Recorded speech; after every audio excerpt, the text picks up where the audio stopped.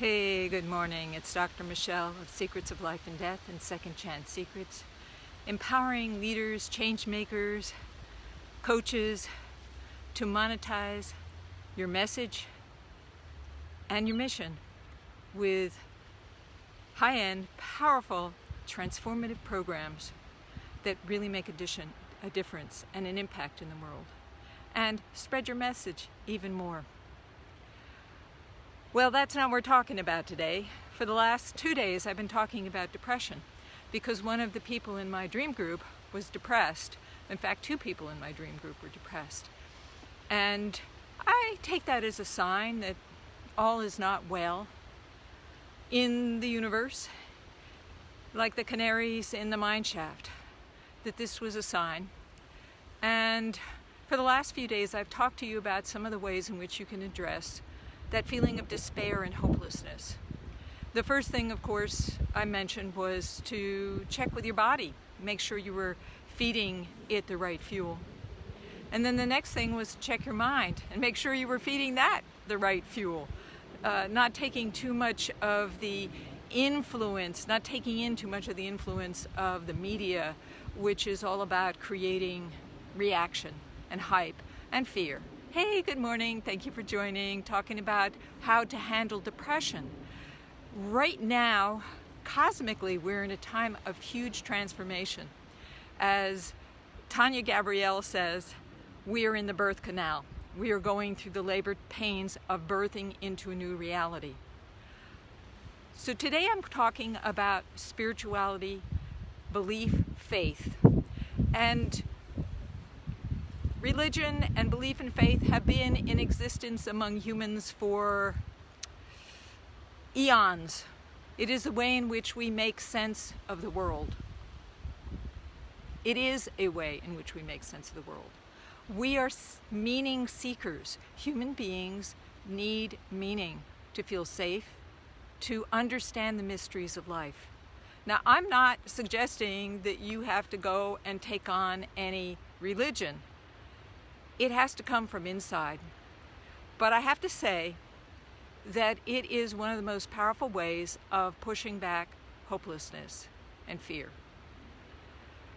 Not only in terms of the reality scheme, such as the reality scheme of the astrology that says we are in a time of turbulence and change and that we need to surrender to that process, we need to go deep inside.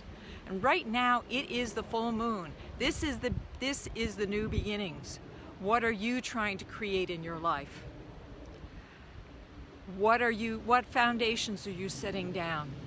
Things are going to be shifting really fast.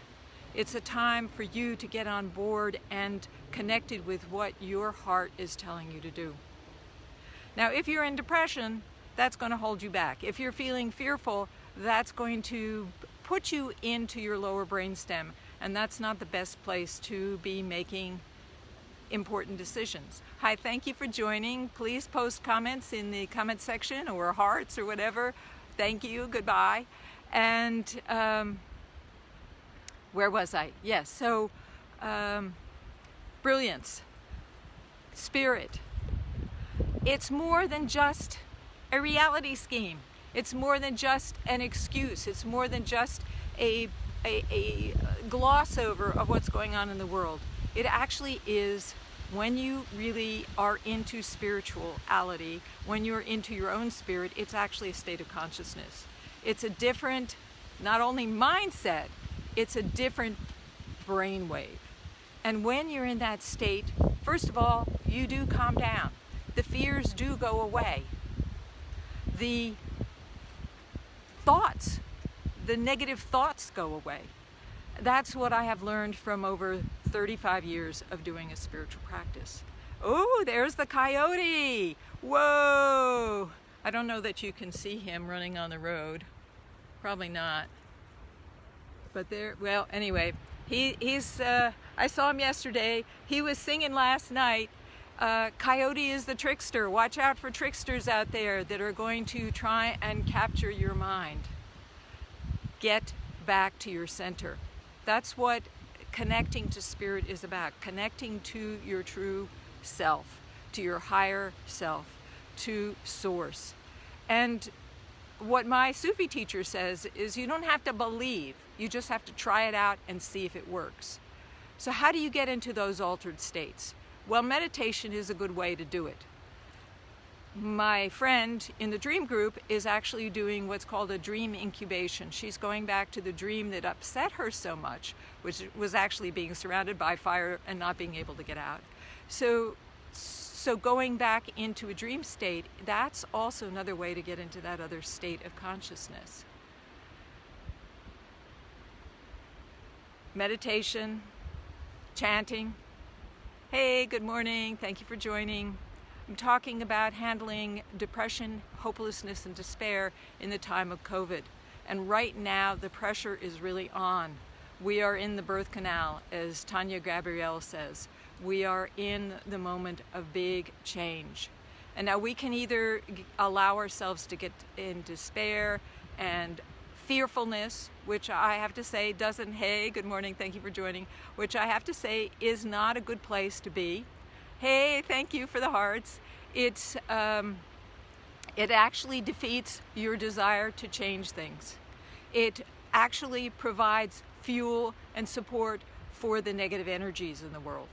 It's true. It's true. That's why, oh my gosh, I gave my students a hard time yesterday when they were indulging in that fearfulness and they were complaining about this and that. And I said, you know what? You can't do anything about this except to connect with yourself and get into a higher state. Because when you're in a higher state, when you're in that place of calm and positivity, you can send out healing energy to the universe.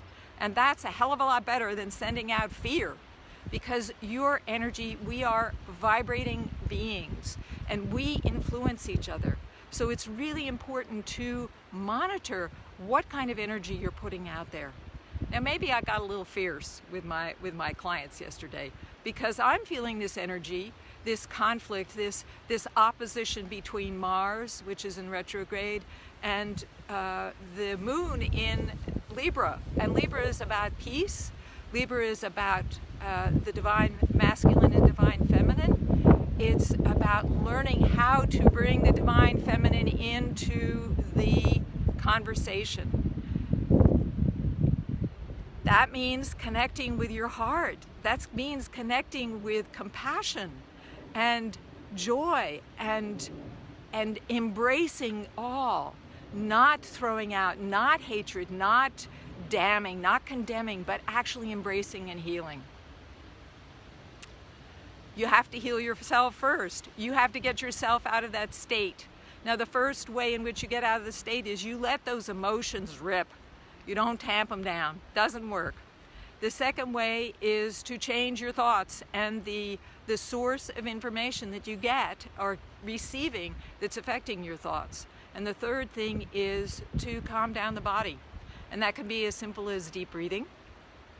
It could involve chanting. It could involve any of your spiritual practices that reconnect you to your higher self, to a state of calm, to a state of hopefulness, trust, and surrender.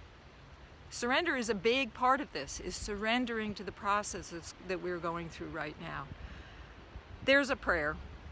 I don't know if I mentioned it yesterday, but there's a prayer, and I don't know if I'm going to remember it exactly right, but it goes something like this. Lord, give me the strength to change and courage to change the things I can, the patience to accept the things that I can't, and the wisdom to tell the difference. And that's what I leave you with this morning. I'm actually going to be going away on retreat for a while, and I may show up again, but probably not at this early hour in the morning because I'm going to be up north and it's cold there, probably 30 degrees in the morning. So you're probably not going to see me out there at 7 o'clock in the morning. Plus it's more north and it's probably really dark at that time. But I will try and check in because I'm going to be in a really, really great place. And I want to share some of that energy with you to help you through this very, very important time, to support you. And I continue to support you in sending out love, energy, and healing every morning. This is a practice that you could do too. The world needs your healing. The world needs your energy. I invite you to tap into your center every morning and send out that love and healing. I know it's a tall order when you're in the midst of the chaos of our world right now. I mean, look at the weather today. I mean, I'm wearing like hardly any top on because it is hot out this morning. Over 74 degrees first thing in the morning. It's like, whoa. I had to take all these shirts off. It was too hot.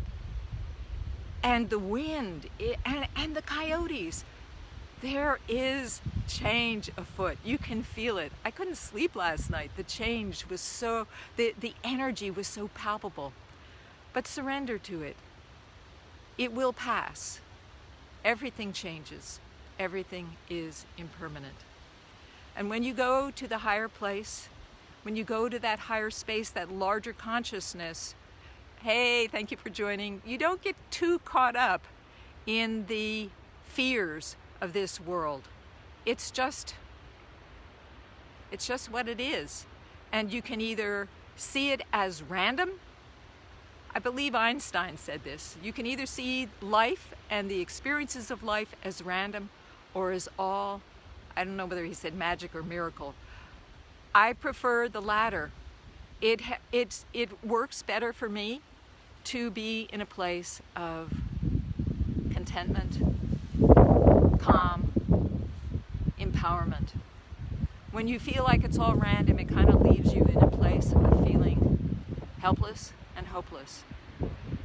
And I do believe, because I've seen so many examples and proof of this, that we have the power to change this world just by taking care of ourselves and doing whatever it is we can to help others. That's the mission. We are in a transformational period, and the old methods of force and pushing and threat do not work. We want to invite in the feminine, the new forces of love, compassion, beauty, creativity. Hey, good morning. Thank you for joining. It's quite a day this morning. New moon, new changes, and a lot of intense energy. So if you're feeling a little out of sorts or you're feeling a little confused, it's part of the process. Surrender, go inside, listen to your heart, and see what you can see. Pay attention to the things that come into your perception, your awareness, because there may be important messages that your higher mind or the universe is sending you. That's it for today. I got a lot to do. Have an awesome weekend. Have a great Friday. Be brilliant, and bye for now.